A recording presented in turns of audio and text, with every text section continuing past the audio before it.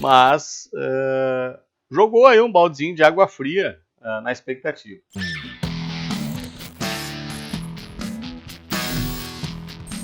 Olá, amigos e amigas da Focalize, sejam bem-vindos aqui ao nosso encontro de todas as sextas-feiras, onde analisamos o que está acontecendo de mais importante, o impacto disso nos ativos e, evidentemente, as nossas projeções para o que imaginamos aqui nos principais índices, que a gente dá aquela revoada tradicional aqui do nosso encontro de todas essas sextas-feiras. Sem antes convidá-los para assistir o episódio número 81 do Aposentado Rico.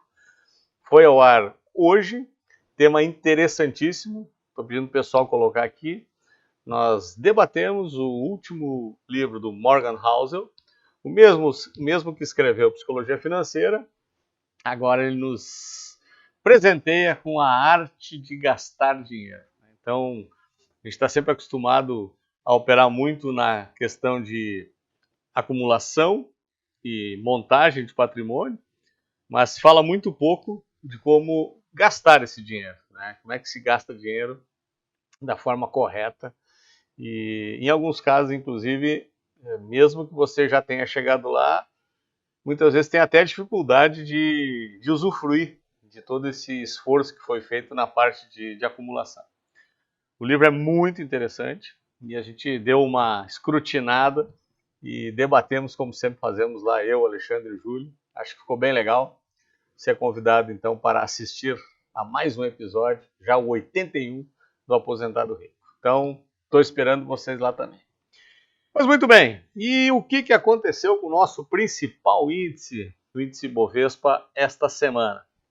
Apesar de termos marcado nova máxima, na quarta-feira nosso índice chegou a dar uma beliscada nos 192 mil pontos. A cada subidinha aproxima-se cada vez mais lá daqueles 200 mil pontos que a gente já vem falando há algum tempo com vocês. Mas eu volto a chamar a atenção para o indicador de índice de força, o famoso IFR, que apresentou pela quarta vez mais uma divergência de alta. O índice faz nova máxima e o índice de força não faz nova máxima. Tudo bem, o indicador está aliviando, isso sob o ponto de vista de começar a receber força compradora de novo é um fator positivo, mas o que não me agrada é esse descompasso, né? Então isso aqui mostra um certo enfraquecimento, então começa a diluir-se um pouco aquela força compradora, então é isso que geralmente esse indicador aqui está mostrando. Ah, Momer, quer dizer que vai cair? Não, porque ainda fluxo permanece muito importante. Mas o que está provocando esta correção um pouco mais intensa no pregão de hoje? Depois eu vou mostrar a taxa de juros também, que também deu um salto bastante significativo.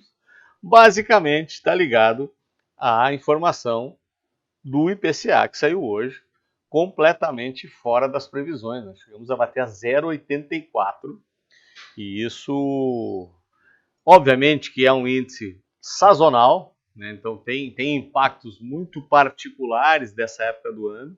Então teve reajuste de escola, reajuste de passagem aérea, que tem um peso bastante significativo na formação desse índice, mas até os mais céticos, a ideia era ficar entre 0,50 e 0,52, saiu 0,84. Isso causou um desconforto por parte dos investidores, porque joga uma dúvida em relação à questão da taxa de juros no Brasil, que todo mundo espera que na próxima reunião do cupom inicie o seu processo de baixa.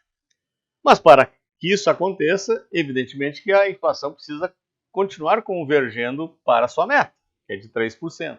Vínhamos bem, o acumulado no mês passado estava na faixa de 3,8%, e com esse índice agora voltamos aos 4,10%, ainda dentro da banda, que é até 4,5%, mas jogou aí um baldezinho de água fria na expectativa. E eu até já vou botar o DI aqui para vocês, porque eu acho que ele é importante para verificarmos o impacto negativo já na expectativa do juro futuro. Reparem que nós vimos gradativamente, à medida que vamos nos aproximando da próxima reunião, e até em consonância com a expectativa dessa queda, nós vimos aqui já muito próximo daqueles 12%. E olha o que acontece no pregão de hoje. Muita volatilidade. Chegamos a flertar lá com 12,70 novamente. É claro que isso aqui não significa que possa se desacreditar na possibilidade de, na próxima reunião, iniciarmos o ciclo de taxa de juros, de baixa de taxa de juros, mas a dúvida aqui é o tamanho desse ciclo e até onde nós podemos chegar, porque a expectativa final desse ano na faixa de 12 e para final de 27 esperávamos inclusive já na casa de apenas um dígito. E isso aqui indica que essa possibilidade fica um pouco mais remota. Claro que é um dado de um mês, é uma reação imediata que se tem em relação a um dado negativo, mas, de novo, sempre é necessário que a gente tenha um sinal de alerta nos nossos indicadores. Mas a bolsa ainda está interessante, o fluxo continua vindo, o dólar, como nós já vamos dar uma olhada aqui, permanece naquele patamar abaixo dos 5,20. Hoje chegou a fazer uma tentativa de subida, mas reparem que a gente está 3 pregões operando abaixo aqui da faixa dos 5,20. Então, a manutenção desse patamar está em linha com o próprio comportamento do dólar em relação à cesta de moedas. Então, isso aqui é algo que nos indica ainda a possibilidade de continuidade do movimento. Então, ainda tem um carry trade muito, muito interessante para o investidor estrangeiro, o que pode continuar abastecendo a entrada de capital na nossa bolsa. E lá fora? Bom, como vocês podem observar, a gente já vem há bastante tempo consolidando essa região de topo aqui no S&P. Se pegarmos praticamente desde outubro, o índice vem preso nessa lateralidade muito clara, né? Então, nós temos aqui uma região que pode ser de acumulação ou de distribuição, ainda não está claro.